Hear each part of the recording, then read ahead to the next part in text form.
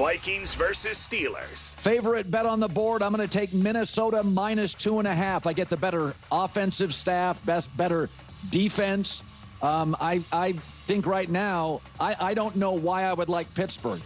Minnesota's won 11 of its last 13 regular season games, and they've been very good on the road or away from home. I get Carson Wentz, Jordan Addison's back, Jordan Mason more than capable, Justin Jefferson. I think I get a better offensive line, so I like the offense, and the defense ranks top 5 in the league. The Steelers' offense is a mess. They can't run the ball. They can't protect Aaron Rodgers. This coaching staff can't figure out a run game. I don't know why this line is only minus 2.5. The Steelers under Tomlin have been a good underdog team. They'll play like their hair's on fire, but I think Minnesota 27-20 covers here. Better staff, better offense, better defense. Better road team. I'm going to take Minnesota. I mean, it's just better across the board for Minnesota. I think it's close mainly because, you're either having an unknown rookie quarterback in terms of like unknown, as in like the potential of what could happen. Obviously, we know who he is, and an unknown factor with Carson Wentz as well. That's where I think people are just kind of like, I don't know, because I think the Minnesota Vikings should absolutely win this game, and I think they should convincingly win this game. But there is that factor of, I don't know, man. Maybe Carson Wentz has like a 4 interception.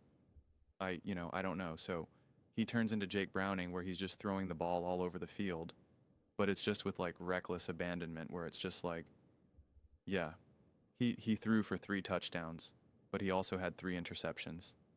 So again, I'm not saying that I think that's going to happen, but you're just like, I don't know.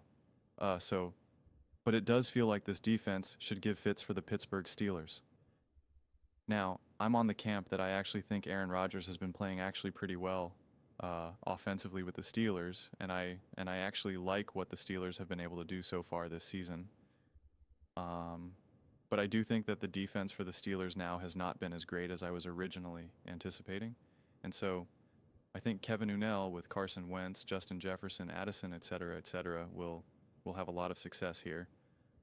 And then I look at this Brian Flores defense going up against this offense, and I just think it could give Aaron Rodgers fits when you bring in the pressure, which we know Brian Flores will want to do.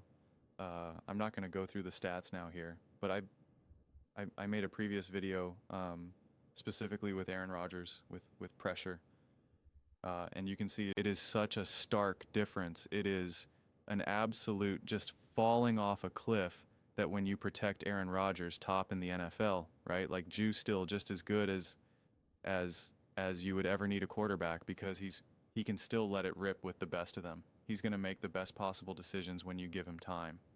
Like you don't just magically lose that when there's pressure on him and the pressure gets to him. It just absolutely tanks. It absolutely positively tanks. And you're always going to be, worse when having pressure. Of course, that's the whole point of trying to get to a quarterback, but it's exceptionally bad. And so, and listen, you can get away with that when you do protect your quarterback, if it's just so much better. And that's why I showed the stats where Stafford had a similar fall off when he was under pressure, but he's so elite when he is protected.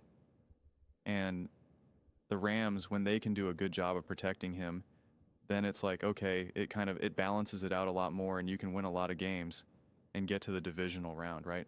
But the Steelers, they're trying to kind of have their own brand of that right now, but their defense needs to play better, and they need to have more drives where they're able to really protect Aaron.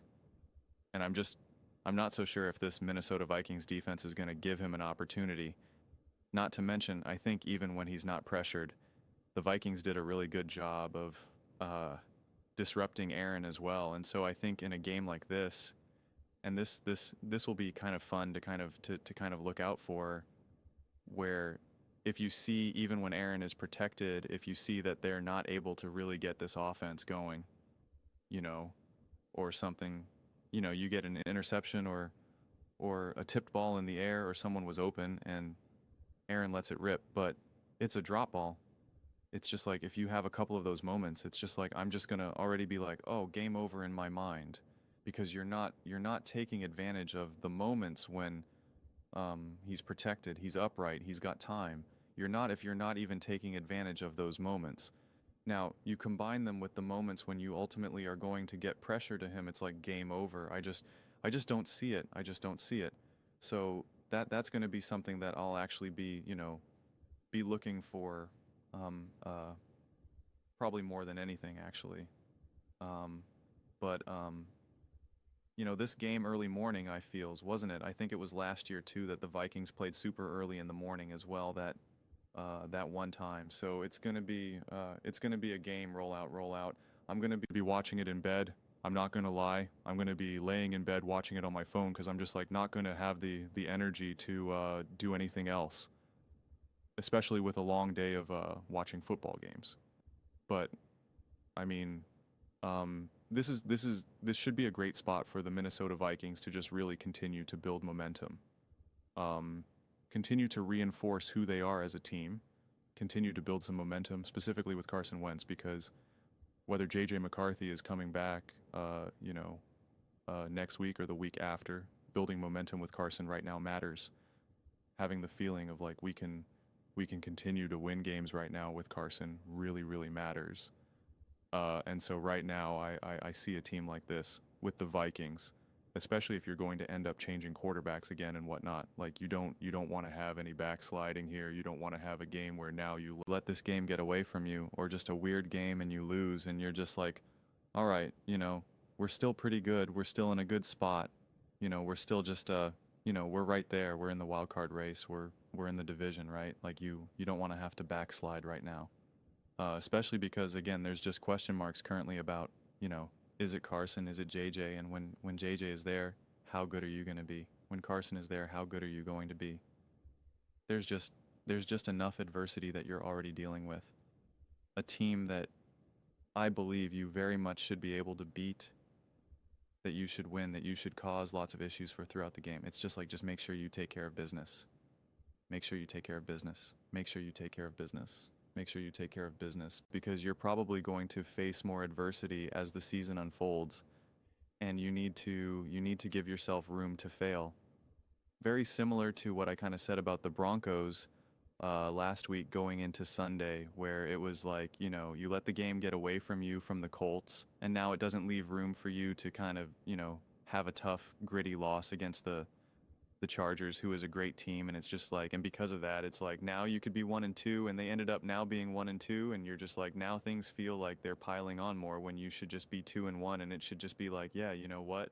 We lost a tough game against division rival Chargers, on the code, great quarterback, Herbert, no worries, can't win them all, and then, you can keep moving forward. To me, like this is a similar game where it's just like you're going to have adversity, you're going to have some issues, you have quarterbacks changing. You've already had two different quarterbacks start for you this season. That's already adversity to begin with. Um, and you might have now a third quarterback change in terms of bringing JJ back, back into the fold or not. Um, so like this is the type of game where you're just like got to take care of business. We got to still be able to leave our cell room to have just weird stuff happen throughout the season, and you just don't want that weird stuff to happen um, against a team that I think you should very much come away with the win.